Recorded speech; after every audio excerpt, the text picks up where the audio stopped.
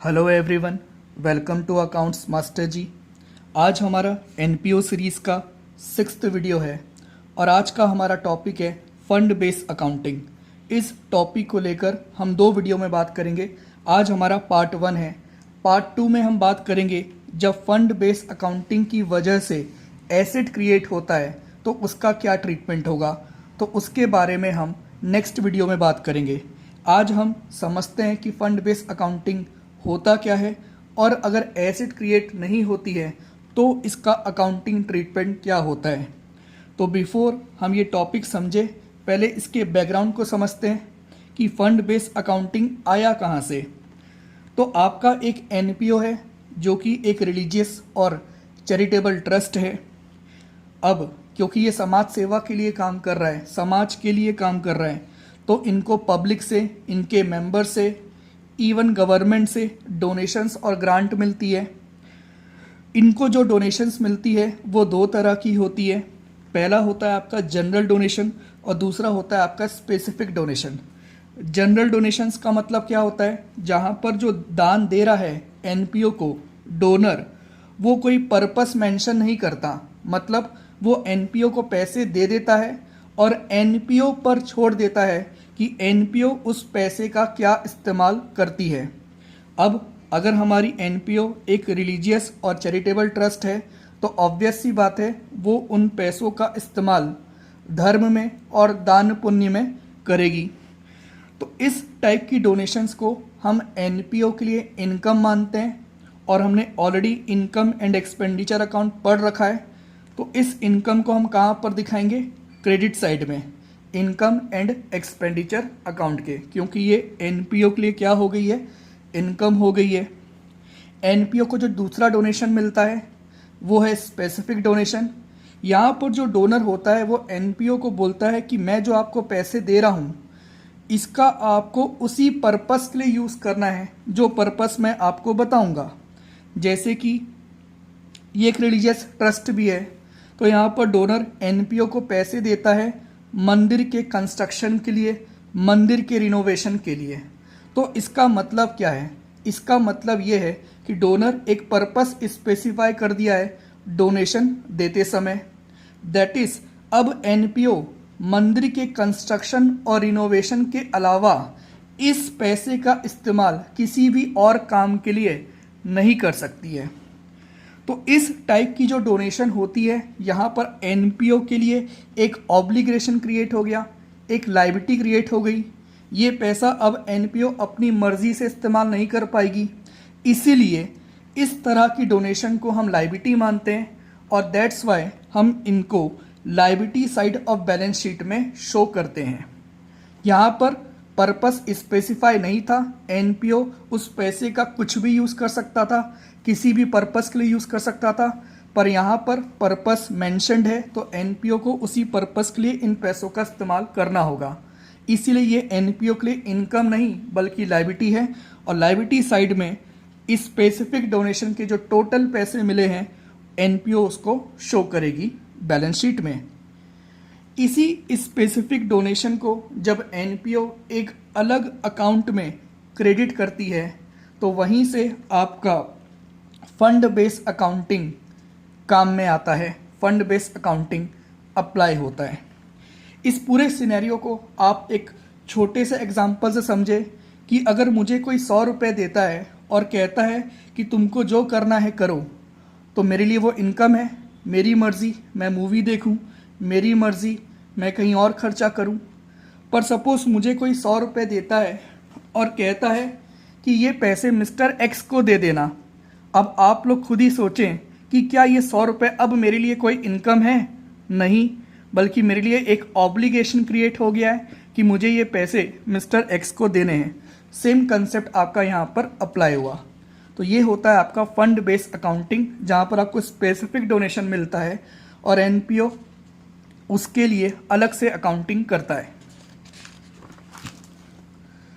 Fund based accounting में होता क्या है एक्चुअल में, सपोज हमारी जो रिलीजियस ट्रस्ट है, चैरिटेबल ट्रस्ट है, इसको पिछले साल से कुछ स्पेसिफिक डोनेशन मिले थे जिसका इन्होंने फंड बना के रखा था, दैट इज़ अलग से पैसे रिजर्व कर दिए थे। तो हम फंड बेस्ड अकाउंटिंग में अकाउंटिंग ट्रीटमेंट की बात करें तो हम ओपनिंग बैलेंस ऑफ फंड, जिसका बैलेंस ऑब्वियस सी बात है क्रेडिट होगा क्योंकि लायबिलिटी है, वो लिखते हैं। उसमें हम ऐड करते हैं जो भी डोनेशंस करंट ईयर में आपकी एनपीओ को मिलेंगे, उसको भी आप ऐड कर दो क्योंकि वो भी क्रेडिट बैलेंस ही है। इसके अलावा एनपीओ क्या करती है, जो ये फंड के पैसे होते हैं या तो उसको कहीं इन्वेस्ट कर देती है या उसी फंड की वजह से एनपीओ को कुछ इनकम होती है। तो ये इनकम के पैसे से भी फंड का जो बैलेंस है उसको हम इंक्रीज कर देंगे, बढ़ा देंगे, तो उसको भी हम ऐड कर देंगे। और आखिरी में आपने फंड बनाया क्यों है, किसी पर्पस के लिए, तो उसके लिए आप खर्चा करेंगे। तो अगर आपने कोई फंड बनाया है जिसका कुछ ओपनिंग बैलेंस था, करंट ईयर में कुछ और पैसे मिले, फंड का बैलेंस इंक्रीज हुआ, आपको फंड से कुछ इनकम हुई, फिर से फंड का बैलेंस इंक्रीज हुआ, और आखिरी में आपने पैसे खर्च कर दिए जिस पर्पस के लिए आपने वो फंड क्रिएट किया था, तो आप उन खर्चों को इस फंड के टोटल बैलेंस से लेस कर देंगे। अल्टीमेटली कुछ बैलेंस अगर आपका बचता है, दैट इज़ ये बैलेंस अगर क्रेडिट है, दैट इज़ ये बैलेंस पॉजिटिव बैलेंस है, मतलब एक फिगर आ रही है, पॉजिटिव फिगर आ रही है यहाँ पर, तो ये क्या रिफ्लेक्ट कर रहा है, ये रिफ्लेक्ट कर रहा है कि इतने पैसे अब भी बाकी हैं फंड में जो एनपीओ को खर्च करने हैं फॉर दैट स्पेसिफिक पर्पस, इसीलिए खर्च करने बाकी हैं, इतने पैसे बचे हैं, तो ये अभी भी एनपीओ के लिए एक लायबिलिटी है। अब बात करते हैं क्या होगा अगर ये जो बैलेंस है ये नेगेटिव आ जाए, दैट इज क्रेडिट बैलेंस की जगह डेबिट बैलेंस आ जाए। What if above balance is negative और डेबिट, मतलब एक्सपेंस ज़्यादा हो गया फंड के बैलेंस से, मतलब फंड में पैसे तो कम थे पर फंड के लिए, उस पर्पस के लिए जो हमने खर्चा किया वो ज़्यादा हो गया। इस केस में अकाउंटिंग ट्रीटमेंट क्या होगा? इन दैट केस फंड में तो पैसे कम पड़ गए, सपोज टोटल फंड का बैलेंस 1,00,000 रुपए है और खर्चा हो गया 1,10,000 रुपये, तो अब लायबिलिटी साइड में दिखाने के लिए कुछ बचा ही नहीं क्योंकि अब कोई लायबिलिटी है नहीं, बल्कि हमने अपनी जेब से, एनपीओ ने अपनी जेब से 10,000 रुपये एक्स्ट्रा खर्च कर दिए। फंड तो टोटल 1 लाख का था, खर्चा हो गया 1,10,000, तो ये जो 10,000 है ये एनपीओ के लिए क्या हो जाएगा, एक एक्सपेंस हो जाएगा, और इस एक्सपेंस को हम कहाँ पर दिखाएंगे, debit side of income and expenditure account. तो ये आपका फंड बेस्ड अकाउंटिंग है जहाँ पर कोई भी फिलहाल एसेट क्रिएट नहीं हो रहा है। एसेट क्रिएट वाली बात हम नेक्स्ट वीडियो में करेंगे। इसी बातों को जो हमने ये फॉर्मेट देखा, पॉजिटिव बैलेंस और नेगेटिव बैलेंस की बात की, एक या दो इलस्ट्रेशन से समझते हैं। इलस्ट्रेशन नंबर 1, चैरिटी फंड का ओपनिंग बैलेंस आ रहा है 80,000 रुपये, करंट ईयर में डोनेशंस और मिले हैं चैरिटी के लिए ही 20,000 रुपये। हमने चैरिटी फंक्शन ऑर्गेनाइज किया था जिसकी टिकट बेची थी, तो टिकट बेची तो एनपीओ को इनकम हो गई उस चैरिटी फंक्शन के रिस्पेक्ट में 10,000 की, और अल्टीमेटली जो चैरिटी फंक्शन ऑर्गेनाइज किया गया था वहाँ पर डोनेशंस दिए गए, तो उसको लेकर टोटल खर्चा आपका हो गया 70,000 रुपये का। अब इसको हम कैसे दिखाएंगे अपनी बैलेंस शीट में वो देखते हैं। तो ये आपकी बैलेंस शीट है, 4 साइड्स, 4 कॉलम है आपके, लायबिलिटी अमाउंट, एसेट अमाउंट। तो हम लायबिलिटी साइड में सबसे पहले लिखेंगे कि ये फंड किस पर्पस के लिए क्रिएट किया गया है, तो हमने देखा चैरिटी है, तो हम लिखेंगे चैरिटी फंड।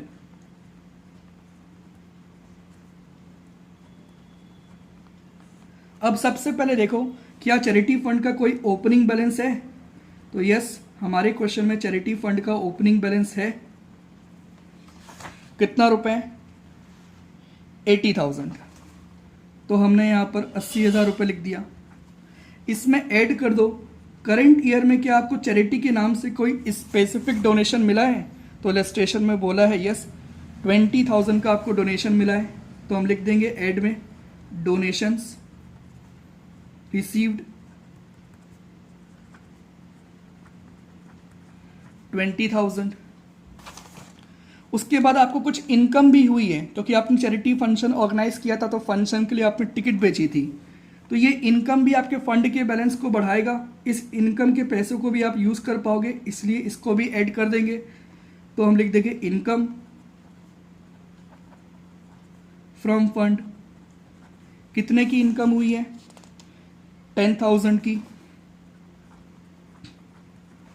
और फंड आखिर में तो बनाया था डोनेशंस देने के लिए, चैरिटी करने के लिए, तो उसके लिए आपने एक्चुअल में खर्चा कितना किया? 70,000। तो ये फंड के बैलेंस से कम होना चाहिए, तो हम लेस कर देंगे expenses on charity. How much? 70,000। तो फंड आपका टोटल कितने का बन गया था? 80,000 रुपये ओपनिंग था, 20,000 और मिला, 1,00,000 इनकम आई 10,000 की और 1,10,000। तो 1,10,000 का फंड का टोटल बैलेंस था और खर्चा हुआ है till now 70,000 he. That is अभी भी जो 40,000 बाकी हैं ये इस चैरिटी फंड का फिलहाल क्लोजिंग बैलेंस है। नेक्स्ट ईयर जो ओपनिंग बैलेंस हो जाएगा। और ये क्या रिफ्लेक्ट कर रहा है? ये रिफ्लेक्ट कर रहा है कि इस 40,000 को एनपीओ को अभी और खर्च करना है चैरिटी के लिए। ठीक है, तो इस केस में 40,000 हमारा क्या आया? क्रेडिट बैलेंस आया, तभी तो लायबिलिटी साइड में दिखा रहे हैं। पॉजिटिव बैलेंस आया, कोई नेगेटिव फिगर नहीं है। फंड का टोटल 1,10,000 है और एक्सपेंसेस 70,000 है। हमने यहाँ पर फॉर्मेट में देखा था कि अगर नेगेटिव बैलेंस आ जाए या फंड का डेबिट बैलेंस आ जाए तब क्या करेंगे। तो इलस्ट्रेशन 2 देखते हैं। इलस्ट्रेशन 2 में हमने ये माना कि चैरिटी एक्सपेंसेस 1,30,000 है अगर इलस्ट्रेशन 1 में, तो आपके आंसर में क्या चेंजेस होंगे। तो सॉल्व करते हैं स्पीड से। चैरिटी फंड, तो यहाँ पर भी हम लिखेंगे सेम। ओपनिंग बैलेंस 80,000 रुपये, ऐड कर देंगे जो डोनेशंस हमको मिले, डोनेशंस रिसीव्ड 20,000, ऐड कर देंगे जो आपको इनकम आई फंड से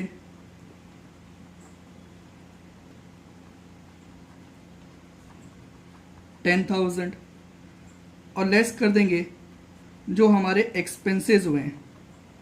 अब यहाँ पर नोटिस करने वाली बात यह है कि फंड का टोटल बैलेंस तो 1,10,000 रुपये है, पर चैरिटी में आपका खर्चा कितना हो गया है? 1,30,000 रुपये। तो सबसे पहली बात तो क्या आप यहाँ पर 1,30,000 रुपये फंड से खर्चा कर पाएंगे? तो आंसर होगा नहीं। आपके पास मैक्स टू मैक्स कितना पैसा है फंड के लिए? वो है 1,10,000 रुपये। तो आप खर्चा उतना ही कर पाएंगे ना जितना पैसा आपके पास फंड में अवेलेबल है फंड से, तो आपका फंड का बैलेंस निल हो जाएगा।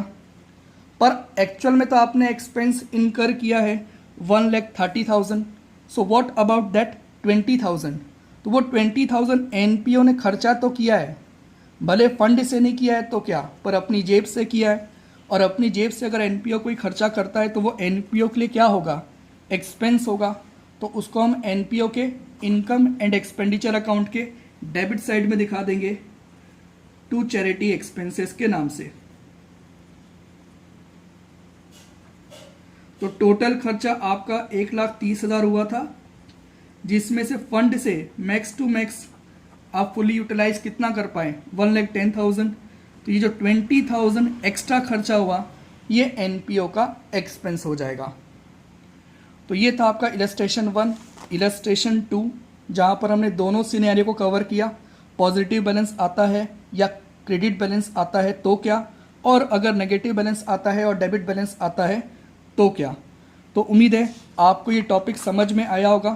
फंड बेस्ड अकाउंटिंग होता क्यों है, कहाँ से आया, कैसी इसकी अकाउंटिंग की जाती है अलग अलग सिनेरियो में, और हमने साथ में 2 इलस्ट्रेशन भी अपने कवर कर लिए जहाँ पर हमने देखा बैलेंस शीट और इनकम एक्सपेंडिचर में इसका क्या ट्रीटमेंट हो सकता है। अगले वीडियो में हम बात करेंगे फंड बेस्ड अकाउंटिंग की, जहाँ पर आपका कोई एसेट क्रिएट हो रहा है उसकी अकाउंटिंग कैसे की जाती है वो हम डिस्कस करेंगे नेक्स्ट वीडियो में। सो मिलते हैं अगली वीडियो में। तब तक के लिए bye, take care of yourself and family. Thanks for watching.